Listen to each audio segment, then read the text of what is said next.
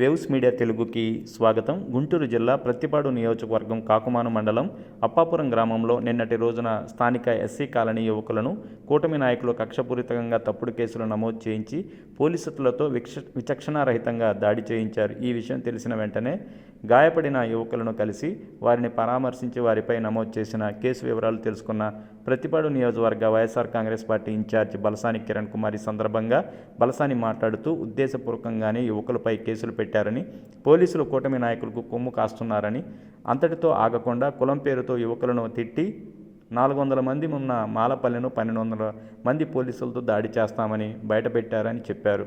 మరియు దాడికి పాల్పడిన వారిపై కఠిన చర్యలు తీసుకోవాలని కోరారు. ఈ కార్యక్రమంలో కాకుమాను మండల మరియు అప్పాపురం గ్రామం వైఎస్ఆర్ కాంగ్రెస్ పార్టీ నాయకులు, కార్యకర్తలు, అభిమానులు తదితరులు పాల్గొన్నారు. అందరికీ నమస్కారం. నిన్న ఉదయం కాకుమాను మండలం అప్పాపురం గ్రామంలో ఎన్నడూ లేని విధంగా అంటే ఈ కూటమి ప్రభుత్వం వచ్చిన దగ్గర నుంచి కూడా జరుగుతున్నటువంటి ఈ యొక్క దాడుల్లో, దుర్మార్గాల్లో ఇది కూడా ఒకటి కాదు. చాలా విచిత్రంగా ఉంది. ఇది వింటుంటే అసలు మనం ఏ ప్రపంచంలో ఉన్నామో, ఇంకెక్కడ బతుకుతున్నామో, ఇంత జ్ఞానం కానీ ఇంత అన్ని రకాలుగా మనం ముందుకెళ్ళిపోతున్నప్పుడు అన్ని విషయాల్లో కూడాను, బట్ స్టిల్ ఈ పల్లెల్లో కూడాను ఎంత దుర్మార్గంగా దళితులు అణగదొక్కబడుతున్నారనేది ఈ యొక్క నిన్న జరిగినటువంటి యొక్క సంఘటన తాలూకా నిదర్శనం. మొన్న పిల్లలు, దళిత వాళ్ళు కొంతమంది పిల్లలు పాపం వాళ్ళు వాలీబాల్ ఆడుకోవడం కోసం అని చెప్పేసి టెలిఫోన్ పోలేదో, ఎప్పటి నుంచో పక్కన పెట్టిన టెలిఫోన్ పోలేదు, ఉంటే టెలిఫోన్ పోలేదు.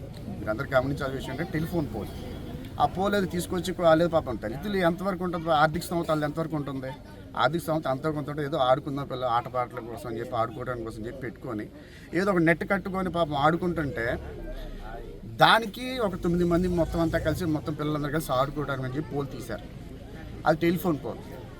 ఈ కూటమి ప్రభుత్వం ఏం చేసిందంటే గమనించండి, చాలా హాస్యాస్పదంగా మండలంలో కూడాను, అక్కడ కూడాను సేమ్ వెంకటరెడ్డి గారు పాపం పిల్లలకి ఆ రోజు జగన్ గారి పుట్టినరోజు కోసం అని చెప్పి చేసిన దానిలో కూడాను ఆ చిన్న పిల్లలు స్కూల్లో బెంచుల్లో ఆడుకుంటుంటే వాళ్ళని కూడా తీసుకెళ్ళి అక్కడ ఉన్నటువంటి సీఏ గారు కూడా కొట్టడం జరిగింది.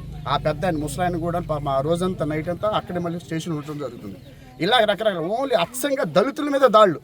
అందుకే ఏంటంటే వాళ్ళకి అక్కసు ఏంటంటే బాగా వాళ్ళ మీద ఏంటంటే బాగా కోపం. ఎందుకంటే దళితులు అనేవాళ్ళు వీళ్ళు ఎస్సీలు, మరి వీళ్ళు మాలలు, వీళ్ళు ఓట్లు వేయలేదు మనకడ. దాంతో ఈ కక్షపూరితమైనటువంటి ఈ చర్యలు తీసుకొని వీళ్ళని ఎంతో బాధ పెడుతున్నారు, ఎంతో అణగదొక్కే ప్రక్రియ జరుగుతుంది.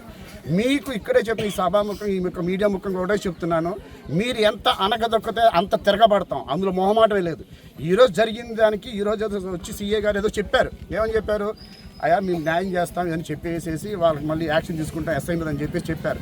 ఒకవేళ ఇక్కడ కానీ న్యాయం సరిగ్గా సీఏ గారు కానీ ఎస్పీ గారు కానీ సరిగ్గా దీనికి మటుకు న్యాయం చేయకపోతే మటుకు రేపు మళ్ళీ ధర్నా చేయడం జరుగుద్ది. ఇది భారీ స్థాయిలో, నియోజకవర్గ స్థాయిలో, జిల్లా స్థాయిలో భారీగా చేస్తాము. అందులో మొహమాటమే లేదు. ఈ విషయాన్ని మీరు తొందరగా పరిష్కరించి ఎవరైతే దీనికి ఉన్నారో, ఎవరైతే తప్పు చేసినారో, ఎస్ఐ అవ్వచ్చు, ఏఎస్ఐ అవ్వచ్చు, లేదనుకుంటే కానిస్టేబుల్ అవ్వచ్చు, లేదనుకుంటే ఎవరైతే కంప్లైంట్ పెట్టారో వాళ్ళు అవ్వచ్చు, వీళ్ళందరి మీద ఇమీడియట్ యాక్షన్ తీసుకోకపోతే మటుకు దీని మటుకు మేము వదిలేదని చెప్పేసి వైఎస్ఆర్ కాంగ్రెస్ పార్టీ నుంచి తెలియజేసుకుంటున్నాం. తీసుకొచ్చి ఆడుకోవడం కోసం దళిత వాళ్ళు ఏదో పెట్టుకొని ఆడుకుంటుంటే వాళ్ళ నిర్మానుషంగా, ఎంతో దారుణంగా వాళ్ళని కొట్టడం అనేది ఎంతవరకు సబబు? దానికి కొట్టడంతో పాటు మిగతా 5 ఎవరైతే కూటమి ప్రభుత్వం తాలూకా ఉన్నారో వాళ్ళు పిలవకపోగా ఎవరైతే కేసు పెట్టారో వాళ్ళ ద్వారా మళ్ళీ 2 సార్లు మళ్ళీ లోపల కుట్టింది కాక బయటకు వచ్చి కూర్చున్నారన్న దాంతో మళ్ళీ పిలిచాల లోపలికి పిలిచి నా కొడకల్లారా అని చెప్పేసి ఎంతో, అంటే మనం కొన్ని మాటలు పలకలేము, అలాంటి మాటలతో, అలాంటి పదజాలంతో ఆయన వాడి వాళ్ళందరినీ దూషించడం, వాళ్ళు కొట్టడం అన్నది ఎంత అమానుషం. అలాగే ఇంకో విషయం, దానికి ఉన్నటువంటి మూర్తి గారు అవ్వచ్చు, లేదనుకుంటే ఇంకో కానిస్టేబుల్ అవ్వచ్చు. మూర్తి గారు అనేటువంటి మాట వింటుంటే నాకు నిజంగా ఏఎస్ఐ గారు అంటే ఆయన కూడా నేను కలవాలా.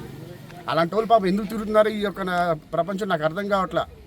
అంటే అరే మీరు ఎంతమంది మాలలు ఉంటారు సార్? మేము 400 మంది మాలం సార్ ఈ గ్రామంలో, ఈ పల్లెలో అని చెప్పడం జరిగింది. చెప్తే అరే మీరు 400 మంది ఉంటే మేము 1200 మంది తీసుకొస్తావరా అని చెప్పి బెటాన్ తెస్తామని చెప్పి అంటే ఏమి నిదర్శనం, దీనికి ఏమి నిదర్శనం అంటే వాళ్ళు వచ్చేసేసి గొడవలు రౌడీజం చేయటానికా, లేదనుకుంటే వీళ్ళంతలే అని చెప్పి వీళ్ళందరూ అణగదొక్కడానికి కూటమి ప్రభుత్వం పన్నాగం పన్నుతుందా? ఎంత దారుణాతి దారుణం అంటే ఈ సంఘటన ఇక్కడ వదిలిపెట్టేది లేదు.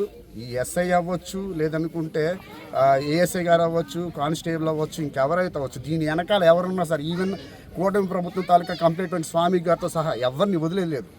ఈ యొక్క కూటమి ప్రభుత్వం వచ్చిన దగ్గర నుంచి కూడా దళితులు చేసినటువంటిది అంతా ఇంత కాదు. మీరు రీసెంట్గా చూసుకున్నట్లయితే ఏంటి దీన్ని టెలిఫోన్ పోల్ మీద ఒకరు కూటమి ప్రభుత్వం నుంచి స్వామి అనేటువంటి అతను వెళ్ళి పోలీస్ స్టేషన్కి వెళ్ళి కంప్లైంట్ ఇవ్వడం జరిగింది. సార్ ఇలా పోల్ తీసుకొచ్చారు, ఈ పోల్ వల్ల టెలిఫోన్ పోల్ వల్ల బాగా ఈ ఫోన్ వల్ల మాకు ఇంట్లోకి షార్ట్ సర్క్యూట్ అయిపోయి ఇంట్లో టీవీలు పాడైన ఫ్రిడ్జ్లు పాడని చెప్పడం జరిగింది.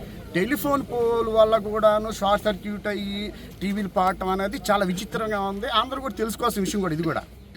అదొక్కటే కాదు, సరే వీళ్ళు పెట్టారు కేసు ఏదో ఒకటి పెట్టి బనాయించారు. టెలిఫోన్ పోల్ గురించి బనాయించారా, షార్ట్ సర్క్యూట్ గురించి బనాయించారా?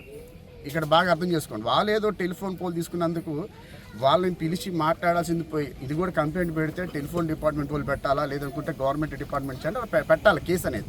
ఏదైనా పెడితే గిడితే అసలు కూటమి ప్రభుత్వం ఉన్నటువంటి స్వామి కానీ వాళ్ళ అమ్మగారు కానీ ఎవరైతే ఉన్నారో వాళ్ళు వ్యక్తులు వెళ్ళి ఆ కేసు పెడితే పోలీసు వారు దాన్ని స్వీకరించి ఎస్ఐ గారు ఏకనాథ్ గారు గొప్ప మహానుభావుడు ఆయన స్వీకరించి దాన్ని ఈ యొక్క 9 మంది పిల్లలు ఉన్నారు. 9 మంది పిల్లల్లో 4 మాత్రమే పిలిపించారు. ఈ 4 పాపం చెప్పాలనుకుంటే ఎంత దారుణంగా ఉందండి. దళితులు మాత్రం ఈ దళితులను పిలిపించి వాళ్ళని బూటుకాలతో తొక్కేంత బూటుకాలతో కొట్టి అలాగే కర్రలతో కొట్టే చేసేంత పని. అంటే ఏంటి వీళ్ళు ఏం చేశారు ఎస్ఐ గారు నాకు అర్థం కావట్లా. అంటే వీళ్ళు ఏమన్నా రేపులు చేశారా, మానభంగాలు చేశారా, మర్డర్లు చేశారా, దుమ్మిలు చేశారా?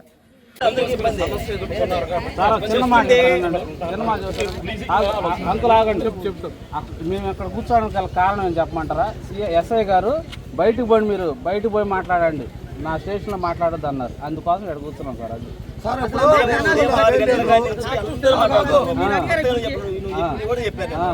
నేను దాని మీద విచారణ చేపడతాను అని చెప్పి తెలియజేసుకుంటాను.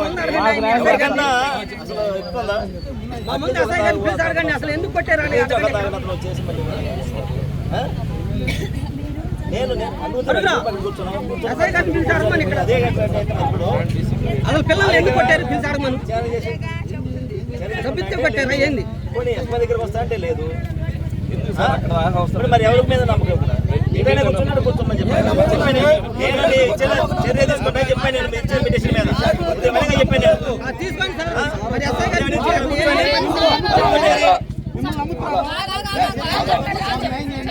ఖచ్చితంగా నేను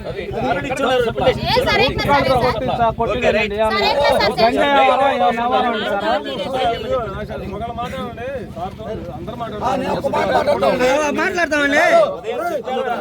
ఏంది ఆగేది?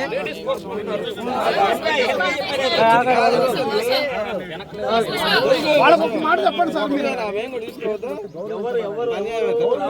నా పేరు కాజా సురేష్ బాబు, మాది పాలపూర్ గ్రామం. అప్పపురానికి మా అమ్మమ్మ వాళ్ళ ఇంటికి సెలవులు కలిగి వచ్చాను. ఇక్కడ పిల్లలు అందరూ మా దగ్గరికి వచ్చి అన్న వాలీబాల్ ఆడుకోవడానికి పోలు లేవన్నా, మేము అడిగి చూసాము కొన్ని పోళ్ళు రండి అన్న అని చెప్తే వాళ్ళ దగ్గరికి వెళ్ళి పోళ్ళు తీసుకొని వచ్చాము.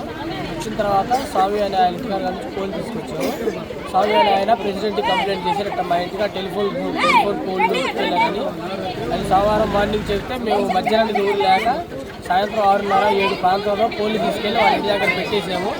పెట్టినప్పుడు వాళ్ళ అమ్మగారు నోటికి వచ్చినట్టు మాట్లాడారు. వీళ్ళంతా మీ అంతరా మా ఇంట్లోకి మా పని మనుషులే రాళ్ళు, ఇంటి మీద తాటేకులు కూడా ఉండవు, వీళ్ళేంద్ర మా పోలీసు ఇచ్చుకున్నారని చెప్పి నోటికి వచ్చినట్టు మాట్లాడారు. అయినా మేమేం మాట్లాడకుండా తిరిగి వచ్చేసాము. మంగళవారం ఉదయం ఎస్ఐ గారు మా ప్రెసిడెంట్ గారికి ఇన్ఫర్మేషన్ ఇచ్చారు. అంతమంది పిల్లలు ఉంటే వాళ్ళని తీసుకొని రండి, మేము సంతకం పెట్టి పంపించేస్తామంటే మేము 4 వెళ్ళాము. ఆ పిల్లలంతా స్కూల్కి వెళ్ళారని చెప్పి మేము 4 వెళ్ళాము. వెళ్తే మమ్మల్ని కేసు బుక్ చేయకుండా మా మీద స్వామి ఆయన లోపల మాట్లాడి ప్రెసిడెంట్ ఆయన లోపల రానియకుండా బయట ఉంచోబెట్టి మమ్మల్ని సీసీ కెమెరా గల్లో తీసుకెళ్ళి లాఠీ చార్జ్ చేశారు. కేసు ఎందుకు పెట్టారు ఏందని అడిగితే అసలు సమాధానం చెప్పట్లేదు. కేసు ఎందుకు పెడితే అసలు సమాధానం చెప్పలేదు. మేము ఇక్కడ ఆయన మమ్మల్ని కొట్టేసి వెళ్ళిపోయాడు. లంచ్ టైంలో లంచ్ తిని మా ఊరి నుంచి వచ్చే కూల్ డ్రింక్స్ ఇస్తే అది తాగాము. తాగి 2 నిమిషాలు టాయిలెట్కి వచ్చేలోపు మళ్ళీ బయట దిగుతారంట అని చెప్పి ఈసారి ఇనపలాంటి తీసుకొని మమ్మల్ని కాళ్ళ మీద కొట్టాడు. మా సాయంత్రం అయ్యేలోపు మా పేరెంట్స్ చెప్తే మీకేం సంబంధం, మీకు సంబంధం లేదు, 30 సంవత్సరాల సర్వీస్ ఉంది నాకు, ఏం తీసుకుంటారో తీసుకోండి అని చెప్పి మీరు ఏం చేయగలరో చేసుకోండి అన్నారు.